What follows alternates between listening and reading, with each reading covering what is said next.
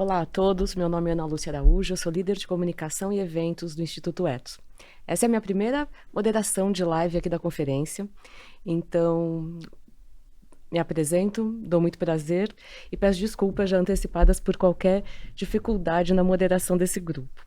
Eu sou jornalista, trabalho há mais de 25 anos na área e uma das minhas principais ambições sempre foi conseguir divulgar e construir conteúdos de relevância como o que a gente vai ter hoje aqui.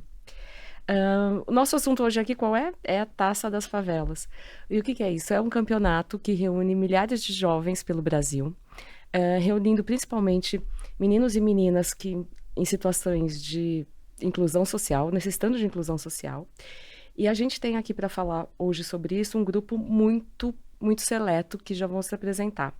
Antes disso, eu queria agradecer a Daiane Albuquerque, que é a nossa intérprete de Libras, e para ajudar também na acessibilidade de quem está nos acompanhando e não pode ver, eu sou uma mulher branca de 48 anos, estou com uma camisa lilás e num fundo de um estúdio com muita iluminação e com uma área toda branca ao meu redor.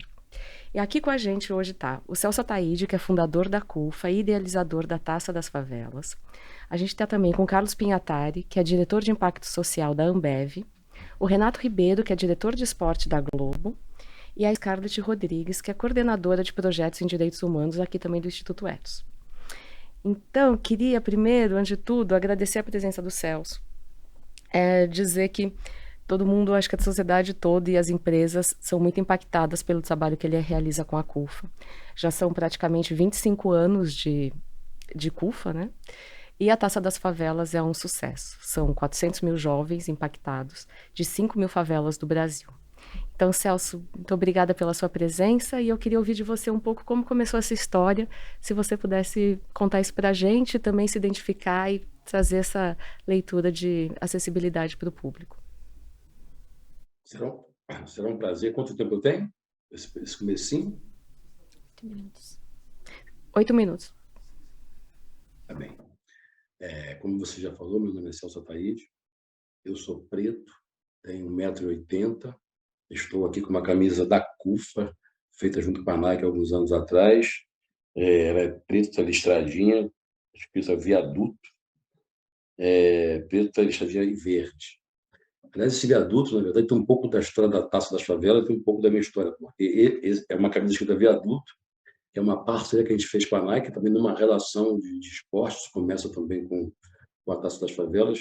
É o mesmo viaduto onde eu morei durante 6 anos da minha vida. Eu morei na rua durante alguns anos, 6 anos, de 6 aos 12 anos de idade, e depois eu fui morar num abrigo público chamado Pavilhão São Cristóvão, e depois é que eu fui ser feliz, de fato, e fui morar numa favela. Quer dizer, aquele espaço físico que as pessoas acham que é um espaço de depressão, de carência, eu sempre tive esse espaço como um espaço de muita potência, de muita resiliência e de muita inovação.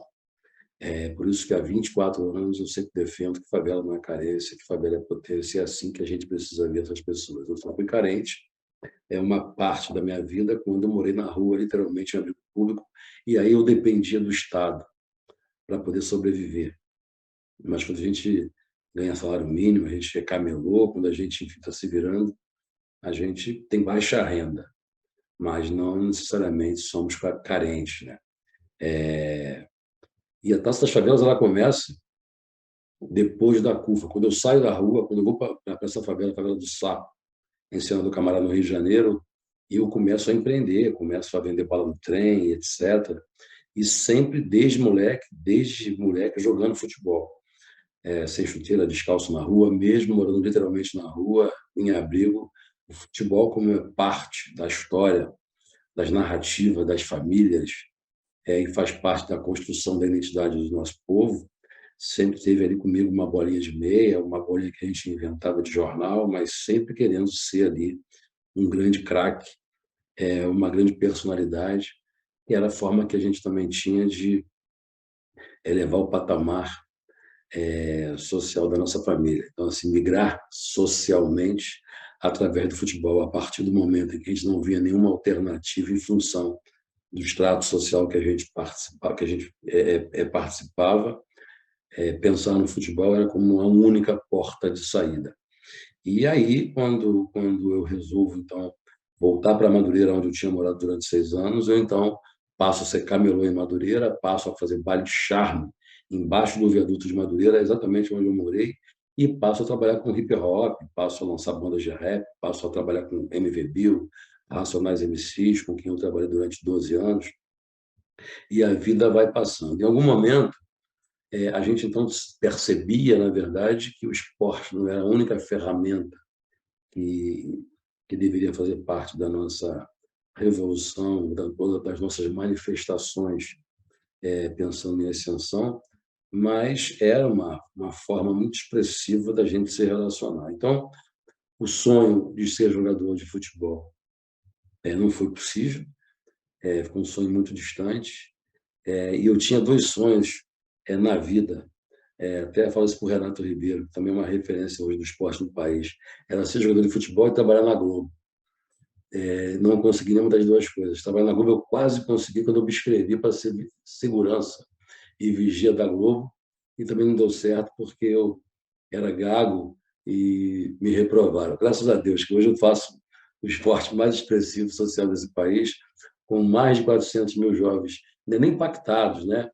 Jovens jogando literalmente em 23 estados. Quer dizer, o impacto a gente faz na sociedade inteira na medida em que a mídia da Globo entra, e a Globo também tem sido muito assertiva na medida em que ela não fala desses jovens meninos e meninas como crianças carentes. Quando a gente vê o Vini Júnior, quando a gente vê Patrick de Paula, tantos outros jogadores de futebol que saíram, que estão fora do país, inclusive, jogando futebol, a Globo nunca se referiu a essas pessoas como pessoas carentes, até porque as favelas elas consomem e, portanto, produzem 180 bilhões por ano. Então, como é que a gente olha para essas pessoas como pessoas que fazem parte de uma sociedade, e, eventualmente, a renda é baixa, mas não são pessoas carentes, nunca foram carentes. Elas são pessoas que, na verdade, precisam de oportunidades. Então, acho que o que a gente tem feito com o futebol, o que a gente tem feito com a Taça das Favelas, é transformar a taça num grande pano de fundo para possibilitar uma série de outras relações a partir disso. Ela começa no Rio de Janeiro, e a gente sabe que o Rio é muito mais tenso por conta das facções criminosas, por conta das guerras de facção, e onde tem os jovens não podem militar, estudar, cantar as mesmas músicas, então estar nos mesmos ambientes. Então a gente cria a taça há 11 anos atrás, exatamente com o objetivo de fazer com que a gente construísse um espaço de convivência entre eles, usando, obviamente, o respeito que essas pessoas desses territórios têm por mim, aonde a gente desenvolver essas ações. Então, a gente cria álbum de figurinha, e a gente obrigava esses jovens a conviverem entre eles, trocando as figurinhas, porque senão ficariam de fora do campeonato seguinte, obrigando, entre aspas, eles a conviverem, e as favelas passavam a fazer questão que esses jovens convivessem, porque o amor pelo futebol fazia com que eles também permitissem que esses jovens convivessem para poder justamente poderem representar as suas favelas. Então, hoje a gente vê a final da Taça das Favelas, por exemplo, com jovens, tanto meninas como meninos, jogando ao vivo pela Rede Globo, que é um sonho inimaginável. Eu nunca imaginei essa possibilidade, TV aberta, independentemente de resultado de mídia, resultado econômico para a emissora ou para os jogadores, ou oportunidade para eles jogar em times internacionais, etc.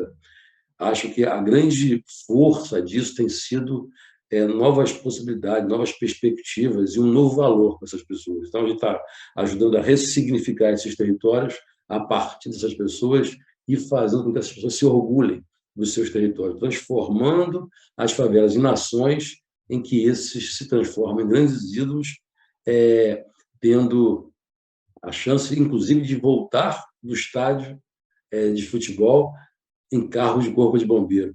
E eu me emociono sempre, eu tenho me emocionado muito quando eu subo nos carros de corpo de bombeiro, em que a gente passa nas ruas, policiais, donas de casa, taxistas, buzinando, porque sabem exatamente quem são esses heróis, porque viram a campanha da Globo e porque viram os jogos ao vivo. Então, não existe nenhuma diferença nesse sentimento. Aliás, você não consegue nem medir autoestima pela quantidade de volume de recursos. Você mede a autoestima pelas tuas realizações. Então, o pai do Messi, do Cristiano Ronaldo, podem ser muito orgulhosos dos títulos dos seus filhos, mas não, esse orgulho ele não é maior do que os pais desses jovens de favelas que levam o título para suas favelas, e também daqueles outros que participaram e têm ali um álbum de figurinha, a sua foto, representando também a sua trajetória. Então, hoje, a gente tem sido muito requisitados para poder a gente desenvolver novas ações, a gente está crescendo. Esse ano agora a gente começa a fazer o Favelão 2022, onde 20 estados estão indo para São Paulo jogar o Campeonato Nacional de Favelas, com uma final novamente ao vivo na Globo, por conta da irresponsabilidade também do Renato Ribeiro, que deixa a gente fazer isso. E a gente tem contato com muitas empresas, como a própria Ambev, que tem ajudado muito com o Guaraná Antártica, nesse período inteiro, desde o começo dessas ações e iniciativas. Então, a gente tem muito orgulho do que a gente está fazendo, exatamente porque não é só esporte. É a oportunidade que a gente tem de criar novas formas de narrativas, novos valores e, sobretudo, não é somente um jogo de futebol. A gente tem feito, por exemplo, com a própria Ambev, ações. Assim que estourar o meu tempo, pode me falar, porque eu não estou medindo aqui. A gente tem feito muitas ações, por exemplo, com a Ambev, como exemplo, de combate abusivo e precoce ao álcool, onde a gente pega todos esses jovens nas suas favelas, e isso conta ponto para a competição, onde eles precisam, nos bares das suas quebradas, tentar convencer os donos de bar para não vender bebida alcoólica para menor, cigarro e etc. Então, a gente acaba, na verdade, permitindo com que essas pessoas participem de ações de valorização às suas vidas, do seu entorno e dos seus pares. Então, isso tem feito, na verdade, muita diferença na vida dessas pessoas, e aqueles que hoje são técnicos, muitas vezes, dos times das suas favelas, foram jogadores no passado. Além, obviamente, daqueles que são hoje estrelas de grandes times, onde a gente, às vezes, também se orgulha de ver numa final de campeonato a própria Globo dizendo: esse é um talento oriundo da Taça das Favelas. Mas acho que o que tem sido mais importante é que hoje também a gente tem feito parcerias com a Fiesp, com algumas empresas, e como é que a gente também permite o primeiro emprego para muitos desses jovens. Então, a gente tem construído uma série de iniciativas, uma série de ações, e na medida que mais parceiros e mais parcerias acontecem, novas ideias vão surgindo, novas alternativas vão se abrindo, e a gente vai construindo outras possibilidades para levar esses jovens para caminhos que nem eles sonhavam, como eu também não sonhei, e mostrando que a gente pode fazer coisas tão nobres quanto aquelas que a gente consegue admirar. Muito bom. Obrigada, Celso. Celso é um craque na inclusão social e na responsabilidade por esses meninos e meninas todos que estão aí. E agora, Renato, ele complicou para você, porque ele já quase fez sua apresentação. Então, prazer, Renato Ribeiro, diretor de esporte da Globo. Muitas Olimpíadas, muitas Copas do Mundo, que eu acho que é um dos principais desafios e sonhos, né, de quem é jornalista nessa área do esporte. Como que é para vocês cobrirem e divulgarem e participarem aí da Taça das Favelas? Olá a todos e a todas, um prazer estar aqui para falar de um tema com a gente, né? Eu sou um homem branco, já bem grisalho, com 49 anos, estou com camisa azul e num fundo aqui meio transparente aqui no meu ambiente de trabalho, numa sala com a redação de esporte da Globo do Rio de Janeiro, aqui atrás de mim, no fundo, no ambiente onde eu trabalho. Olha, a Taça das Favelas é um orgulho para a gente, essa parceria com a CUFA, com o Celso. Começou, né, transmissões no Sport TV só, ainda quando a Taça das Favelas era só no Rio de Janeiro, né? E foi um filho que foi crescendo, né? A gente foi regando juntos, né, com a CUFA, essa plantinha que foi crescendo, florindo, florescendo. E antes da pandemia, em 2019, pela primeira vez a gente transmitiu na TV aberta, na Globo, as finais regionais do Rio e de São Paulo. Aí veio a pandemia, né, e tudo que aconteceu, a gente retomou esse ano, e transmitindo as finais na TV aberta do Rio, de São Paulo e de outros estados também. E vamos partir para a final nacional, como o Celso falou aí. A final nacional na véspera da Copa do Mundo, tudo dando certo, dia 19 de novembro, a final nacional da Taça das Favelas, se tornou uma grande Copa do Brasil, né, das favelas.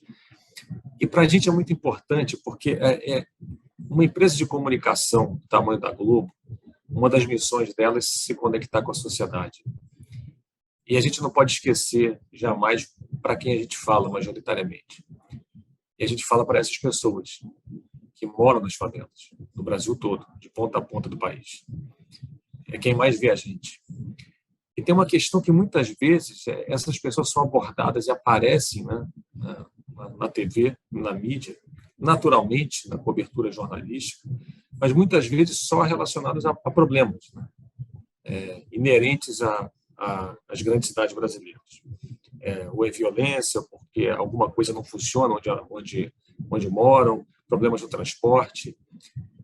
E a gente percebeu de imediato que quando a gente dá esse palco do futebol para as favelas, essas pessoas imediatamente elas se conectam e se veem. E nem importa se é a favela da qual aquela pessoa faz parte, que está ali disputando a partida. Então, a conexão, porque é similar ao mundo que ela vive. E se vendo um aspecto positivo de coisas que acontecem na favela. Futebol é uma paixão popular, é o esporte mais popular do Brasil. E ele consegue fazer essa conexão. E a gente resolveu tratar a Taça das Favelas de uma maneira assim que realmente essas pessoas se sintam incluídas. Como? A gente escalou para o nosso elenco para fazer a transmissão das finais no Rio e São Paulo. Nosso time principal era o Luiz Roberto narrando a final do Rio, o Kleber Machado narrando a final de São Paulo, os comentaristas que fazem as transmissões habituais do futebol na Globo, para que essas pessoas se sentissem prestigiadas. E aí eu falo que isso não é... A gente não faz essa transmissão da Taça das Favelas por caridade, não. É por acreditar nessa conexão com o nosso público, por acreditar que a inclusão do esporte faz a sociedade andar para frente. E a gente trata a transmissão dessa forma, não só com o nosso elenco, mas no número de câmeras. Quem assistiu percebe assim, a qualidade da transmissão, que é similar à dos principais jogos que a gente faz no Campeonato Brasileiro ou na Copa do Brasil, tratando isso como um grande palco que a gente acredita e que convida marcas a participarem. Esse ano a gente teve patrocinador também nas finais, então são marcas que a gente sabe também que a gente botando o pé também dá essa visibilidade, atrai novas marcas a participarem também desse projeto, a embarcarem da CUFA, não necessariamente patrocinando a nossa transmissão, mas embarcarem com a CUFA nessa parceria, indiretamente, né, na inclusão social do esporte.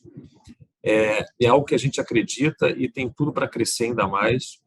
E, bom, Celso, a gente diretamente não teve... você como colega, já que você não teve, mas indiretamente você cumpriu esse sonho de estar com a gente na Globo nessa parceria da Taça das Favelas, que dá muita alegria para a gente, e eu acho que tem muito ainda a acontecer. Essa versão numa final nacional, eu acho que é o início ainda num passo ainda maior da Taça das Favelas, e que é algo único no mundo. E quando a gente vê a transmissão e a reação dessas pessoas, dos jovens, né, nas entrevistas, é algo tão genuíno, a força desses depoimentos, né?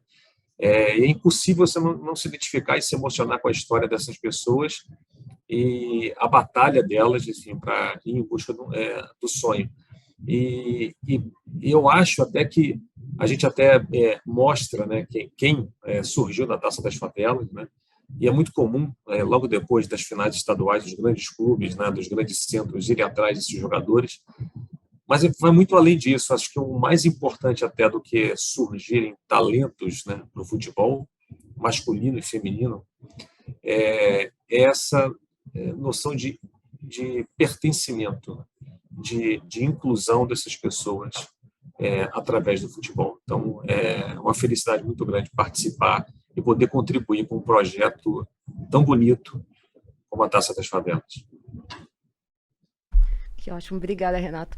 É super emocionante ouvir, assim, porque a gente pode imaginar a emoção que sejam para esses jogadores e jogadoras, para a família deles, para, né, toda a sociedade que está em volta deles ter esse reconhecimento mesmo. E aparecer na Globo realmente mexe com a gente, né? Então, Celso, pode ter certeza, você já apareceu tantas vezes na Globo que ó, tá cumprida a sua missão de ser um global também. E agora também aqui com a gente está o Carlos Pinhatari, ele é diretor de impacto social da Ambev. E a Ambev, né, que sempre patrocinadora de todos os torneios de futebol, com as suas marcas, enfim, cerveja, sempre muito perto do esporte. Queria que você falasse um pouco para a gente da importância que é para a Ambev, ou uma empresa no geral, de estar patrocinando a Taça das Favelas. E aí, pessoal, tudo bem? Acho que é uma coisa muito bacana, assim, mas primeiro, até antes de começar, né, e responder certinho aí para vocês e para o Celso, fazer minha audiodescrição, né, minha autodescrição também. Então, eu sou um homem branco, tô de barba, tenho cabelo marrom escuro, igual minha barba, tô de óculos, usando um fone de ouvido que cobre aí minha cabeça também, tô com uma camiseta preta e atrás de mim tem uma parede meio branca, meio vermelha. Tem uma coisa, pelo menos, que eu fico pensando sempre, né, quando a gente está falando de taça de favelas, e até já cheguei a conversar isso com o Celso também. Acho que faz super sentido, né, como você comentou, Ana. Então, quando a gente olha, né, a gente está aí nos torneios de futebol, acho que a taça de favelas é a mesma coisa, e a gente fazer isso de uma maneira muito genuína, né. Então, como você também falou, eu sou diretor de impacto social, a gente está aqui olhando a impacto social, como que a gente consegue impactar cada vez mais gente, como que a gente consegue alcançar essas pessoas, e aí, de alguma maneira, a gente também está nos lugares em que essas pessoas, elas, não sei como dizer, mas talvez como elas mais precisam desse apoio, né? Então, como que a gente consegue fazer, de alguma maneira, de estar no lugar certo, na hora certa, e encontrar aquelas...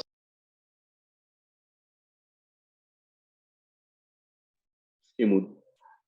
Encontrar aquelas pessoas quando elas precisam, né? E aí, como o Sasso falou, eu acho que é uma grande parceria, né? De estar na Taça das Favelas, falar com as crianças, estar ali no álbum de figurinha e falar também sobre contra o consumo para menores, né? Sobre consumo nocivo de álcool e o que a gente pode fazer, né? Como uma das nossas iniciativas, sabendo também do impacto, da relevância que a gente tem, e entender que o impacto positivo ele só vai acontecer se a gente também conseguir mitigar ou reduzir cada vez mais o impacto negativo. Então, eu acho que é um super ganha-ganha aí, tá com o Celso, tá na Taça das Favelas, assim como, com certeza, super relevante para a Globo, acho que para a gente também é super relevante estar nesse espaço e estar junto com toda essa galera construindo. Acho que para mim é isso, faz super sentido. Obrigada. Aqui comigo no estúdio também está a Scarlett Rodrigues, que ela é coordenadora de projetos em direitos humanos no Instituto Ethos. A Scarlett tem uma longa experiência e currículo na área de políticas públicas, e ela hoje faz os grupos de trabalho para discutir direitos humanos com as empresas, principalmente no que a gente chama aqui de ASG, que é o ISD, para como trabalhar a inclusão social e diversidade. Então, Scarlett, se pudesse apresentar e contar um pouquinho da importância que a gente vê nisso para as empresas também. Olá, pessoal. Meu nome é Scarlett Rodrigues. Estou muito feliz aqui de estar compondo essa mesa. Vou fazer minha autodescrição. Eu sou uma mulher negra de pele clara, estou usando uma blusa verde, um blazer branco, brincos coloridos, um turbante na cor verde e preta. Ao fundo do estúdio, que eu estou aqui junto com a Ana Lúcia, e esse é o meu símbolo em linguagem de sinais. E para falar um pouquinho sobre o social, eu sempre falo que a gente precisa ressignificar, e eu acho que essa é uma palavra que foi colocada aqui no painel, sobre o que seria essa responsabilidade social empresarial. Que pra gente ela não é apenas um conceito, né? Ela é um verbo, ela é um movimento, ela é um agir. E quando a gente fala da responsabilidade das empresas no pilar social, como a Ana Lu colocou, a gente está falando de fato de uma ação, de um movimento por parte do setor empresarial em mudar e transformar a nossa sociedade para que a gente chegue ali num ambiente sustentável, justo e respeitoso. E sobre essa questão da responsabilidade, eu separei 3 pontos para a gente, né, trazer aqui, pensando muito nessa ação das empresas dentro da agenda do social. Um primeiro ponto é a questão de ir além de práticas assistencialistas e de filantropia. Foi bem colocado aqui já no nosso painel que a Taça das Favelas não é uma ação assistencialista, né? Ela é uma ação de continuidade, uma ação que vem para a promoção de direitos e acessos. E a gente precisa falar, quando a gente fala de social, a gente precisa falar com as empresas que elas precisam ir além das práticas de filantropia, A gente sai desse cenário de apenas ações de caridade, ações de filantropia empresarial e a gente parte ali para um cenário em que as empresas têm responsabilidades na promoção e garantia dos direitos, né? Ela tem responsabilidade com o território, né? Ela tem responsabilidade com as pessoas. E quando a gente vê, né, uma sociedade extremamente desigual de forma histórica no nosso país, a gente entende que a gente precisa de mais práticas, né? A gente não pode esperar entrar em um colapso ainda maior, né, de desigualdades para começar a agir. A gente pode antecipar as nossas ações, né? A gente não pode ver mais hoje negligências a respeito do contexto e do cenário que a gente tem vivido. Então, quando a gente fala de responsabilidade social empresarial, quando a gente fala da agenda ESG em outras referências, né, dentro da agenda de direitos humanos, enfim, né, de trabalho junto com as empresas, a gente está falando de um movimento, a gente está falando de ação. Então, ver movimentos como esse, né, a Ambev, a Globo e outras empresas patrocinando uma ação de impacto social é um exemplo claro do que a gente espera, né, de uma atuação da empresa. E um segundo ponto que eu trago para a gente relacionar, né, esse papel das empresas com a agenda do social, até falo, quando a gente fala sobre as siglas, né, do ESG, o social ainda é aquele que as pessoas ainda precisam investir um pouquinho mais, as empresas precisam trazer um pouco mais de atenção. Eu coloco um ponto de alerta que é o próprio conhecimento a respeito do social. Quando a gente fala muito com as empresas, a gente fala de impactos sociais, de políticas, a gente fala muitas vezes de diversidade e inclusão. Mas o pilar de social, ele não é só isso, né? A gente está falando aqui hoje de trabalho decente, a gente está falando de direitos humanos, a gente está falando de acesso à cultura, acesso à educação, acesso à segurança alimentar. Tudo isso faz parte do social. E quando a gente fala disso, a gente está falando de dignidade humana. E quando a gente fala sobre a Taça das Favelas, a gente está falando sobre dignidade humana. A gente está falando de dar nomes para essas pessoas, de não serem mais números, né, nas estatísticas, mas serem pessoas com nomes, com figurinhas, com foto, com família, com história. E isso é o social. É a gente promover, através das nossas ações, dignidade humana e geração de oportunidades, que eu acho que é isso que a gente pontuou aqui.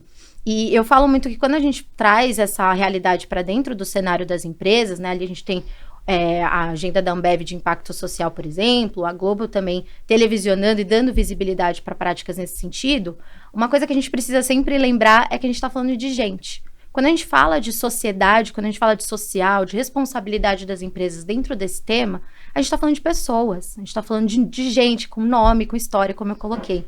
Tanto de pessoas que fazem parte das empresas, né, que faz a engrenagem ali da empresa girar e acontecer, quanto as pessoas que estão sendo impactadas pelas ações ou até mesmo a ausência de ações das empresas ali olhando para o território para qual elas estão inseridas, né? A gente falou da Ambev está ali perto dos jogos, a questão do consumo do álcool. Então, existe um terreno em que as empresas estão inseridas que elas precisam começar a olhar cada vez mais para as pessoas que fazem acontecer e as pessoas que são impactadas pelas ações das empresas. E isso volta ali na primeira reflexão que eu trouxe para a gente ir além de práticas assistencialistas e, de fato, para construir um arcabouço de garantias de direitos. E, para mim, a Taça das Favelas é um exemplo de investimento das empresas, né, uma dedicação genuína de promover o acesso aos direitos, né, a partir do exercício da cidadania, a partir da saúde, a partir da cultura, a partir do esporte. Né. Foi falado que o esporte aqui é uma ferramenta, né, de inclusão social. Então, enquanto a gente não pode usar outros espaços, outros esportes para além do futebol também, para alcançar mais pessoas, alcançar mais vidas. E esse é um exemplo de combate às desigualdades, é um exemplo de promoção e garantias de direitos, para que a gente alcance, enfim, minha expectativa de imaginário social, quando eu falo como uma pessoa que trabalha na agenda de direitos humanos, a prosperidade compartilhada, né, em que a gente conseguir pegar tudo que a gente tem de acúmulo de massa crítica na sociedade e alcançar, de fato, essas pessoas. Né? Então, quando a gente relaciona a responsabilidade das empresas com o social, é isso. É a gente falar de gente, é a gente olhar para dentro e para fora, para os impactos no território, é trazer essas representatividades, né, como foi colocado aqui no painel, para dentro do processo de construção e desenvolvimento dessas práticas, né, o quanto a gente também fazem a questão do pertencimento também, que foi falado aqui hoje, o diálogo com o território, né, então quanto a Globo, a Ambev tem conversado com o seu público-alvo, tem conversado com onde elas estão, né, ressignificando o território, né, como foi que a gente colocou aqui hoje. E eu acho que esse é um exemplo importante porque ele mostra que há outras possibilidades, né? Há outras práticas empresariais que as empresas podem começar a se desenvolver dentro da agenda social, dentro da agenda de direitos humanos. Que falar de esporte também é falar de gente, é falar de saúde, é falar de cultura, é falar de acesso a direitos, né? Então eu fico bem feliz de poder participar aqui e trazer essa perspectiva de que é um exemplo de boas práticas que pode ser replicado e que cada empresa, a partir do seu modelo de negócio, pode desenvolver e investir, né, de forma aí nos seus impactos positivos na sociedade também. Muito bem. Voltar para o Celso agora, a gente vai passar por mais uma rodada de pergunta para vocês. Eu vou pedir para fazerem as suas considerações finais também. Celso, a gente fala muito, né, até no jargão assim do futebol, que o Brasil acaba exportando pé de obra, né, que a gente tem muito jogador brasileiro jogando pelo mundo, e ao mesmo tempo a gente vê a quantidade de casos de racismo que ainda os nossos meninos, nossos jogadores e jogadores de outros países também acabam sofrendo, né? Como que você acha que a taça consegue contribuir para a gente colocar um fim ou caminhar para excluir o racismo estrutural da nossa sociedade?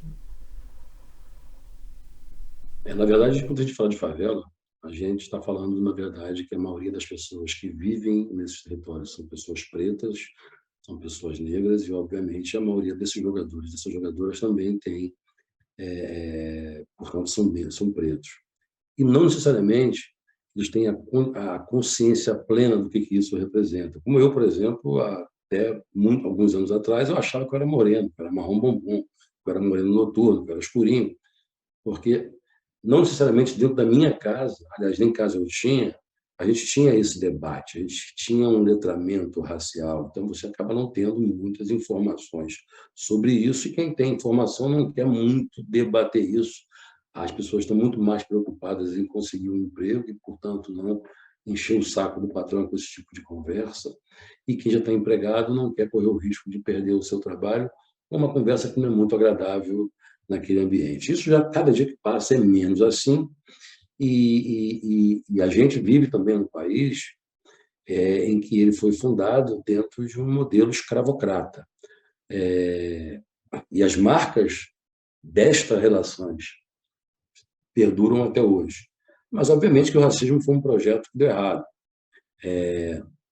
Os pretos estão livres, os pretos estão ascendendo socialmente nessa sociedade, cada dia mais a gente reivindica o espaço, e, portanto, não foi um projeto que deu certo, tanto que os pretos estão ganhando cada dia mais espaço nessa sociedade, criando novos marcos para novas sociedades que vão se fundar em todos os momentos. A taça, ela acaba dando a sua contribuição na medida em que ela não é só futebol, na medida que o que foi dito aqui sobre direitos humanos, sobre o desenvolvimento nessas relações com as empresas, porque quando a gente olha para essas favelas, por exemplo, a ascensão dessas pessoas, desse setor, necessariamente impacta nas relações econômicas. Eu vou te dar um exemplo aqui. Nesse momento, em 2012 e 2022, eu, Celso Ataíde, acabo de receber um prêmio em Davos, no Fórum Econômico Mundial, e sou, nesse momento, considerado o empreendedor do ano de impacto e inovação, com a fala final no Fórum Econômico e Social ser a nossa fala. Mas aonde começa isso? Isso começa exatamente na Taça das Favelas. E há 11 anos atrás, quando acaba a taça, um vácuo na nossa vida.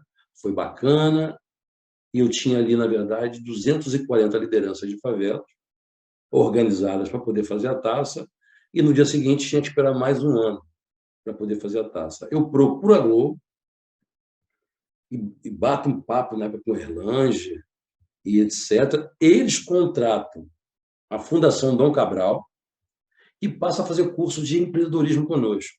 Então, veja, a gente começa a ouvir palavras como network, stakeholder, match, uma série de expressões que, apesar de nós sermos empreendedores, mas nem sequer usarmos essa expressão, aqui na favela você fala, aqui eu me viro, faço o meu corre, dou meus pulos. Empreender não era muito... Se ainda não é, imagina alguns anos atrás.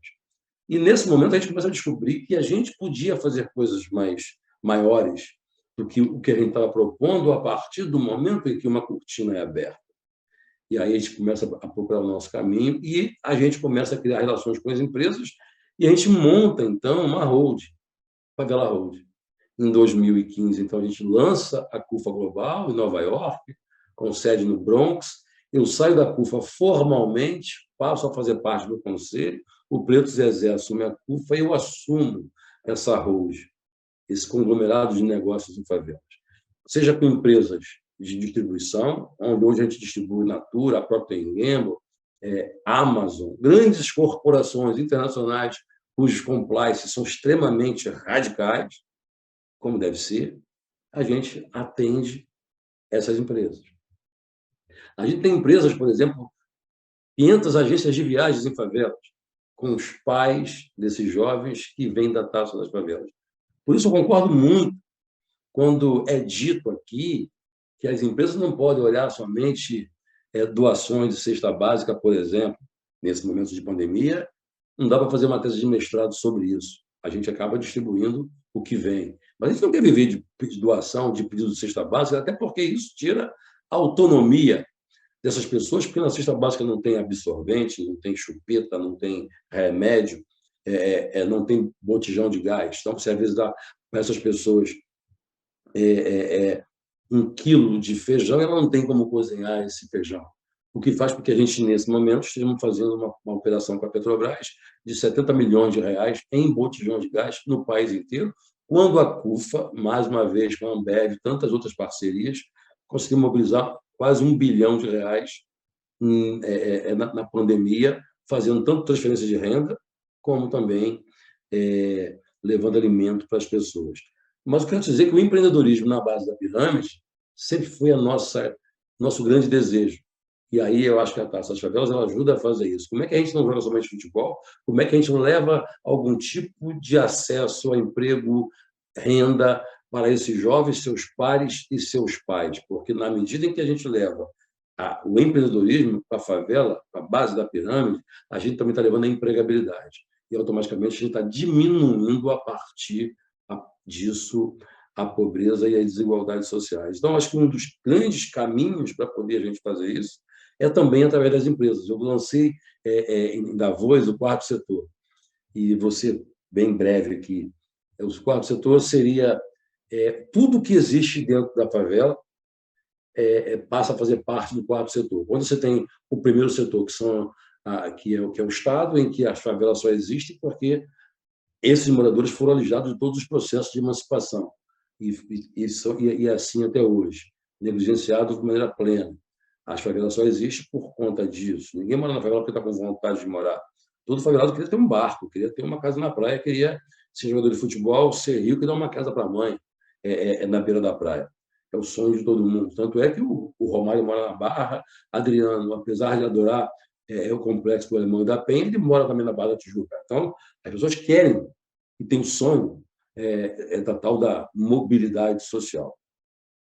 Quando você vai falar do segundo setor, que são as empresas, foi dito aqui também sobre os movimentos, sobre as igualdades de gêneros dentro desses territórios com oportunidades. Você fala muito de tudo isso, mas é importante se falar não de equidade nesses territórios, porque você fala de diversidade somente é pouco, porque no Shopping JK também tem diversidade. Você vai ter pretos e brancos lá, mas você sabe aonde é que estão os pretos. Quando a gente fala de equidade, você, na verdade, começa a criar espaços para que essas pessoas alcancem os mesmos lugares nessas mesmas empresas. Então, as empresas não olham para as favelas. Elas olham para a favela quando elas querem que as pessoas consumam seus produtos. Mas é importante elas pensarem nesse território para ajudar a desenvolver. Do contrário, o país cresce e a favela não cresce, só teremos aumentado a distância do país que virou a primeira potência mundial e a favela que ficou no mesmo lugar. E no meio existe um caos. E o terceiro setor, e isso acaba não respondendo às demandas desses territórios. Quando você fala do terceiro setor, que são as ONGs, movimentos sociais, sindicais, etc., e todos os três setores são extremamente importantes, expressivos, ninguém está fazendo nenhuma crítica a nenhum deles. Estou apenas dizendo que eles não atendem essa necessidade. Quando você fala, mesmo nas ONGs, das favelas, são as ONGs que não têm documento, são as ONGs que, quando tem documento, está atrasado, e se prega para essas pessoas o não ter lucro. Quando, na verdade, as empresas vão lá, fazem ativação, e aquelas pessoas trabalham para essas empresas, e as pessoas não têm dente, não têm plano de saúde, não pode ter lucro, quando a gente, na verdade, está dizendo que no espaço de escassez é preciso ter abundância para poder a gente equilibrar as relações. Então, quando fala do quarto setor, que é tudo que existe nas favelas, inclusive as ONGs, ela não pode ser do primeiro setor, do terceiro setor, mas do quarto setor, que é para que a gente tenha uma leitura de que elas precisam ter lucro, para poder se desenvolverem economicamente, inclusive. Porque a gente vê, por exemplo, as empresas sendo ajudadas pelos governos, tendo incentivo fiscal, mas se a gente tivesse esses empreendedores das favelas, por exemplo, também tendo incentivos fiscais, elas empregariam mais nesse território, pagariam menos impostos para poder as favelas se desenvolverem e, quem sabe, virar bairro. Então, isso surge, tudo isso sai da Taça das Favelas até ganhar o prêmio em Davos como empreendedor do ano de impacto e inovação. E, mais uma vez, a Globo está no bolo porque foi quem pagou o curso por 3 anos da Fundação Dom Cabral. Então, isso está muito relacionado entre as duas coisas, e o nosso ímpeto precisa estar sempre, sempre acelerado e sempre muito agressivo. Excelente, obrigada. Uma aula. Então, eu vou dar uma invertidinha aqui no nosso roteiro e vou passar a bola para você, Carlos, porque acho que o Celso falou muito aqui da responsabilidade das empresas, a Scarlett também, e a Ambev, como a gente conhece, sabe, é uma empresa de performance muito com números, e é uma empresa que só cresce, enfim, é um orgulho nacional também como empresa.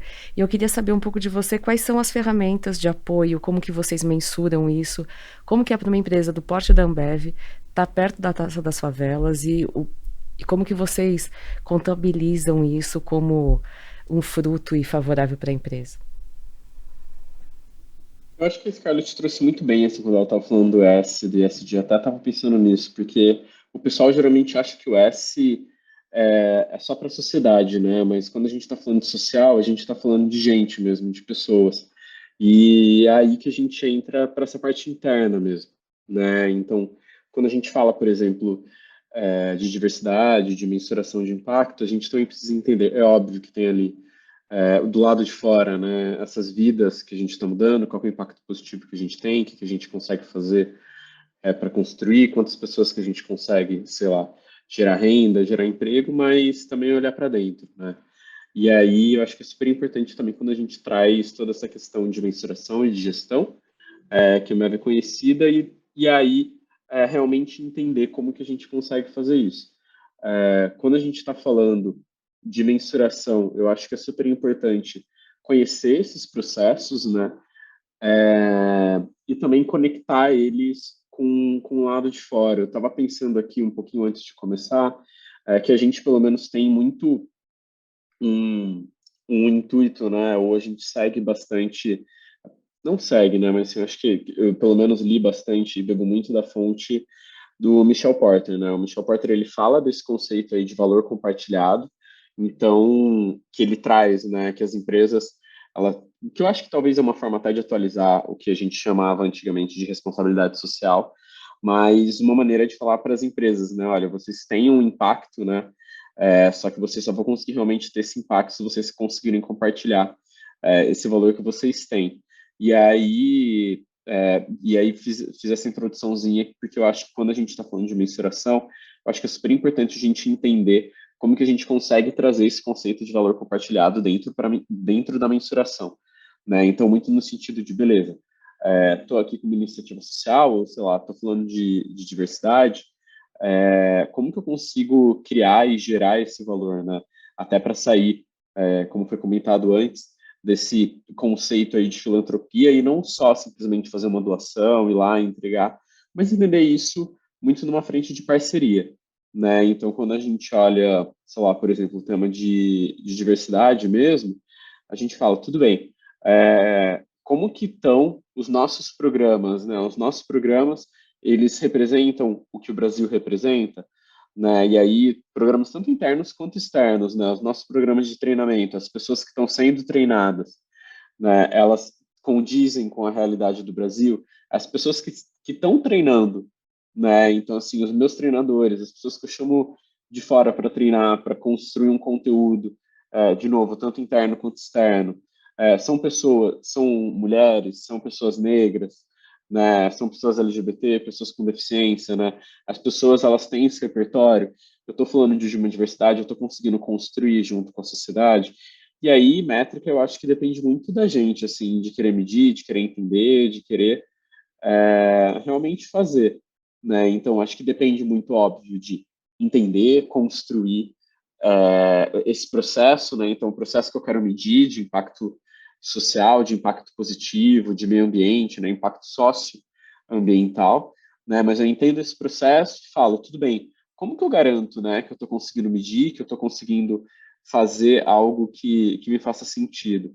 Acho que outro conceito que é importante, não só da diversidade, mas também entender o conceito de interseccionalidade, né? Então, beleza, o impacto que eu estou tendo, né? Como que isso impacta diferentemente as pessoas que são diferentes, né? Então, até o Celso estava comentando, né, que a pessoa também se entender como preta, a pessoa se entender como negra, mas e como é que essa pessoa ela se entende, né? E quando eu faço um programa, como que esse programa é recebido diferentemente de uma mulher branca e de uma mulher negra lésbica, né? O que eu estou querendo, como eu preciso ter um cuidado diferente, eu preciso trazer ali talvez um conceito, né?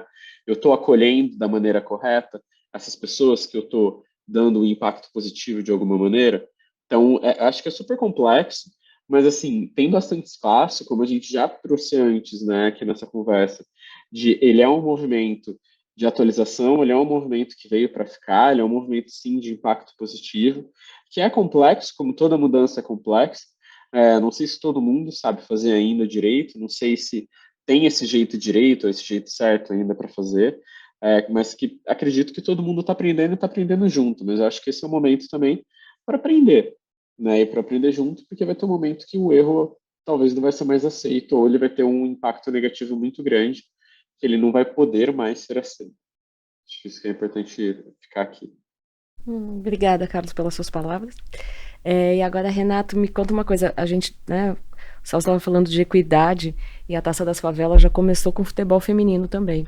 E como que está o futebol feminino hoje? Como que você vê essa representatividade e o futuro mesmo desse campo para as meninas? Primeiro, foi muito legal na Taça das Favelas agora, nas finais nacionais, bem simbólico, os troféus, as taças foram entregues simultaneamente, né, ao mesmo tempo, para o time campeão feminino e masculino, eles levantando a taça ao mesmo tempo. Foi uma imagem bem emblemática, foi bem legal. No futebol feminino é algo que está crescendo muito e a gente acredita que veio para ficar como uma nova modalidade de paixão do futebol para os brasileiros e um produto promissor para as marcas também. A gente está investindo no futebol feminino, né? O Campeonato Brasileiro, que a gente já transmitia no Sport TV, na TV paga, a partir do ano que vem ele estará na TV Globo. Então a TV Globo vai ter o Brasileiro Feminino, a Libertadores Feminina, e ano que vem é ano de Copa do Mundo Feminina também, a gente torcendo pela seleção brasileira. Já em 2019 a gente já tinha aumentado o sarrafo, né, do que a gente tinha feito, e a gente vai com mais fome ainda para esse Mundial, né, no Sport TV e na Globo. E a gente acredita não só nesse protagonismo no futebol feminino, mas no futebol como um todo. Mulheres falando de futebol, no futebol masculino também, né? A gente vem investindo na formação de mulheres na equipe, fora das câmeras e no ar também. Hoje temos mulheres em todas as funções possíveis, né, para trabalhar numa redação de esporte, desde repórter cinematográfico até narradora. Acho que a Copa do Mundo vai ser bem emblemática, a Copa do Mundo masculina, em breve. Pela primeira vez, uma mulher vai comentar jogos da seleção brasileira na televisão, a Ana Thaís Matos. Pela primeira vez, uma mulher vai narrar jogos da Copa do Mundo na TV aberta no Brasil, a Renata Silveira. A Copa do Mundo é o ápice, né, do esporte, e com isso a gente quer estabelecer um divisor de águas, né, da presença feminina no futebol e normalizar a voz feminina contando as histórias do futebol. Eu acho que isso vai ser muito potente, né, fazer isso na Copa do Mundo. E a gente acredita muito, né, que a mulher ocupando esse espaço no futebol para falar de futebol, comentar futebol, trabalhar no futebol. E isso então são dois caminhos paralelos que a gente acredita no crescimento dessa presença feminina e ao mesmo tempo no futebol feminino como um produto muito, muito promissor. Acho que nos próximos anos a gente vai ver o futebol feminino crescendo muito, enchendo estádios e criando novos ídolos. A diversidade ela é potente quando ela inspira e você consegue se ver representado. Então, mulheres vão cada vez mais se ver no futebol, não só em pessoas que trabalhando no futebol, mas também com as jogadoras e as meninas vão perceber rapidamente que o futebol é um lugar para elas. Então, acho que a gente vai ter um crescimento muito grande nos próximos anos e o futebol feminino, acho que o esporte, né, como um todo, não só o futebol, ele consegue conectar a sociedade, até pela popularidade que o esporte tem, de tocar temas que são importantes, né, para a sociedade brasileira e de uma forma até mais leve, dada a popularidade do futebol. Então, acho que a diversidade, e aí não só falando também de gênero, mas também de raça também, mais pretos falando de futebol na televisão, porque é inadmissível que algo tão popular, né, em que os ídolos são pretos, a gente não tenha tantos pretos falando sobre futebol. Então, também isso é algo que a gente está atento e fazer uma transformação pouco a pouco nos próximos anos. Que bom, Renato, boa notícia essa, né? Acabar com mais um estigma de que mulher não sabe e não entende de futebol. Acho que vai ser muito bom acompanhar tudo isso agora com a Copa do Catar. E agora, Scarlett, queria suas considerações finais, por favor. Bom, acho que meus antecessores falaram bastante coisa de reflexão, e aqui, fazendo parte de uma organização da sociedade civil que trabalha com responsabilidade social empresarial, que tem como objetivo apoiar, de fato, as empresas nessa gestão dos seus negócios, né, para a gente alcançar uma sociedade mais justa, mais equitativa, mais respeitosa e sustentável. Acho que eu trago como considerações finais um pouco do que a gente faz, né? Eu acho que o Ethos, ele atua nesse preparo das empresas para boas práticas, para a geração de boas práticas, né? Nós temos uma trilha de conhecimento com as nossas empresas parceiras para formar as empresas na compreensão das agendas de direitos humanos, de integridade, meio ambiente e sustentabilidade, para que elas possam fazer mais projetos, né? A gente planta sementinhas, né? Para que as empresas possam, de fato, promover boas práticas, promover ações de impacto social e transformar de dentro para fora, de fora para dentro. Então, a gente faz isso através de espaços de diálogo coletivo, de aprendizado e aprofundamento. E um tema bem importante, né, que foi colocado até pela Ambev, a gente trabalha muito de forma interseccional e transversal entre as nossas agendas, né, o quanto as siglas ali do ASG se conversam, né, então a gente traz isso muito na prática junto com as empresas, a gente promove uma parte de conteúdo e uma parte, né, de ações, de práticas. A gente tem também os indicadores Ethos, né, que são ferramentas de monitoramento, né? Hoje foi perguntado como que a gente mensura impacto social, né? Como a gente mensura as ações da minha empresa, né? Dentro das agendas de direitos humanos, de integridade, como que a gente mensura, como que a gente dá números às vezes, né? Então, os indicadores Ethos são ferramentas que possibilitam chegar aí mais perto possível, né? De qualificar e quantificar as ações, o nível de maturidade, amadurecimento das empresas dentro das agendas, e aqui falando, né, da agenda de direitos humanos.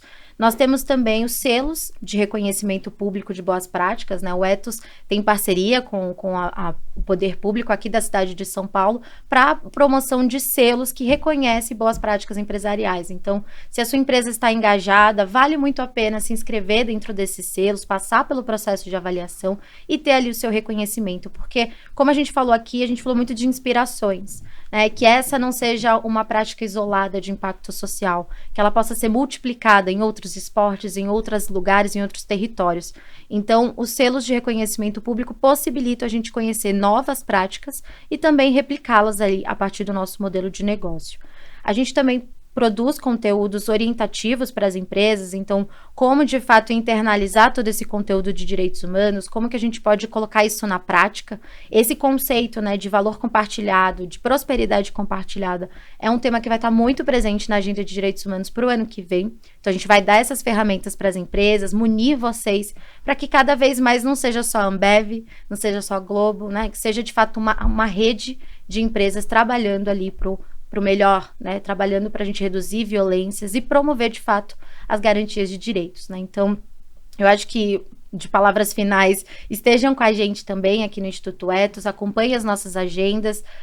Eu acho que o social tem tudo para a gente começar a trabalhar isso de uma forma mais efetiva para o ano de 2023. Vai ser um ano de muitas mudanças no Brasil, então o quanto a gente também espera das empresas mais ação dentro dessa pauta, né? Então eu acho que queria deixar isso e agradecer também pela participação.